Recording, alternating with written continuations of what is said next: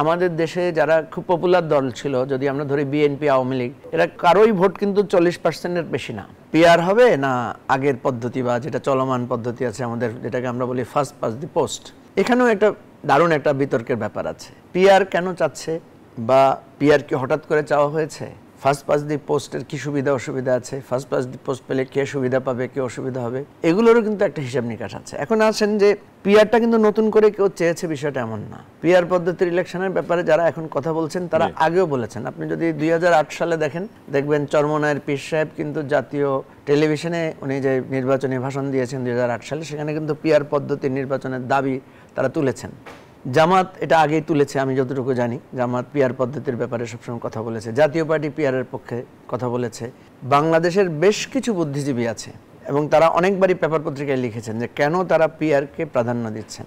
এর বাইরে আমরাও কিন্তু, এবং এনসিপিও কিন্তু, আমরা যখন নির্বাচনী সংস্কার কমিশনের সাথে যখন আমরা আলোচনায় বসেছি, সেখানেও কিন্তু আমরা পিআর পদ্ধতিকে আমাদের দেশের জন্য এই পরিপ্রেক্ষিতে, যেহেতু আমাদের দেশে পার্লামেন্টে একচাটিয়া হয়ে যায়, যখন আওয়ামী লীগ পায় একচাটিয়া আওয়ামী লীগ পায়, যখন বিএনপি পায় একচাটিয়া বিএনপি পায়, ফলে বারবারই গণতন্ত্র বা অন্যান্য দলের অংশগ্রহণটা পার্লামেন্টে অনিশ্চিত হয়ে যায়। ফলে আমরা কিন্তু ওই পার্সপেক্টিভ থেকে বলেছি যে পিআরটা হলে সব দলের একটা অংশগ্রহণমূলক জায়গা থাকে।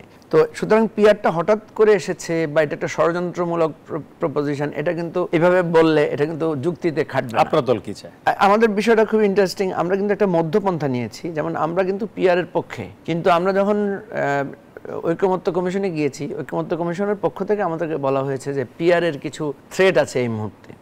আমরা যদি পিআরে যাই তাহলে পার্লামেন্ট একটা ভারসাম্যহীন, মানে সরকার গঠন করার প্রয়োজনীয় নাও পেতে পারে কেউ। ফলে এটা কিন্তু একটা ঝুলন্ত পার্লামেন্ট হয়ে যেতে পারে। যেমন ধরেন আমাদের দেশে যারা খুব পপুলার দল ছিল, যদি আমরা ধরি বিএনপি, আওয়ামী লীগ, এরা কারোই ভোট কিন্তু 40%-এর বেশি না। তো 40%-এর ভোট যদি হয় তাহলে আমরা দেখি 3, 4, 12 অর্থাৎ 120টার মতো আসন ওনারা পান পিআর এর পদ্ধতিতে। তাহলে দেখা যাবে যে ওনারা কিন্তু কেউ সরকার গঠনের 151 আসনের মতো পাচ্ছেন না। আওয়ামী লীগও পায় না, বিএনপিও পায় না পিআর সিস্টেমে। সেই জন্য আমাদেরকে ঐকমত্য কমিশন বলেছে যে আপনারা যদি এখনই পিআর এর কথা আনেন তাহলে কিন্তু পার্লামেন্টে কোনো দলই একটা সংখ্যাগরিষ্ঠতা পাবে না, ফলে একটা অনিশ্চয়তা তৈরি হবে। তখন আমরা বলেছি যে ঠিক আছে, তাহলে আপনারা যদি দুটো পার্লামেন্ট করেন তাহলে আপনারা দুটো প্রস্তাব আমরা দিয়েছিলাম। একটা হচ্ছে পিআর, পূর্ণ পিআর না করে শহর কেন্দ্রিক আসন যেগুলো, সিটি কেন্দ্রিক আসন যেগুলো, এগুলোতে আপনারা পিআর করেন, অর্থাৎ 100 আসনে পিআর করেন, 200 আসনে আপনারা ফার্স্ট পাস দি পোস্ট করেন। যদি সেটাও না পারেন তাহলে আমরা ফার্স্ট পাস দি পোস্ট মানবো যদি উচ্চ কক্ষে আপনারা পিআর করেন। তখন ওনারা বলছে ঠিক আছে, তাহলে আমরা নিম্ন কক্ষে ফার্স্ট পাস দি পোস্ট অর্থাৎ ট্র্যাডিশনাল যে পদ্ধতিতে ভোট হয় সেটা হবে, উচ্চ কক্ষে আমরা পিআর এর ব্যাপারে প্রস্তাব দিব। এই শর্তে আমরা কিন্তু এই ট্র্যাডিশনাল পদ্ধতিটাকে গ্রহণ করেছি। কিন্তু যখন আমরা এই আজকে যে জাতীয় ঐকমত্য কমিশনের মিটিং হচ্ছে, সেখানে আমরা দেখলাম যে বিএনপি উচ্চ কক্ষেও পিআর এর বিপক্ষে। অর্থাৎ বিএনপি চায় দোনো কক্ষেই ফার্স্ট পাস দি পোস্ট হোক।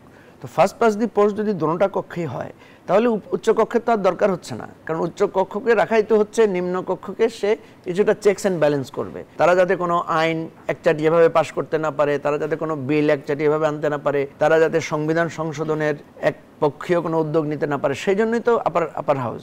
আপার হাউসেও যদি আপনার প্রাধান্য আপনি নিশ্চিত করার চেষ্টা করেন আপনার পদ্ধতির মধ্যে দিয়ে, তাহলে আপার হাউসের আর দরকারই বাকি, আপনি লোয়ার হাউস দিয়ে তো আপনি আইন পাশ করতে পারছেন।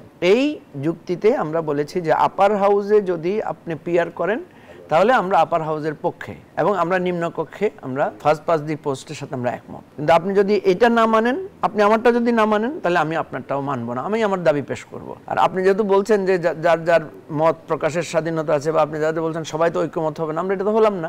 এখন আমাদের দ্বিমত সত্ত্বেও যদি first pass the post election হয়, আমরা তো সেটা মানবো না, বিষয়টা এমন না, আমরা মানবো, কিন্তু এটা আমাদের দাবি আকারে থাকবে, এবং এটাই আমাদের রাজনৈতিক রেটরিক হবে যে আমরা এই ধরনের একটা নির্বাচন পদ্ধতি চেয়েছিলাম যেখানে সকল দলের প্রতিনিধিত্বতা নিশ্চিত হয় এবং প্রত্যেকটা মানুষের ভোটের কাউন্ট হয়। এটা আমাদের একটা রাজনৈতিক বয়ান আকারে আমরা থাকবো, এবং সেটা নিয়ে আমরা আমাদের পরবর্তী রাজনীতি ইশতেহার আমরা অব্যাহত রাখবো।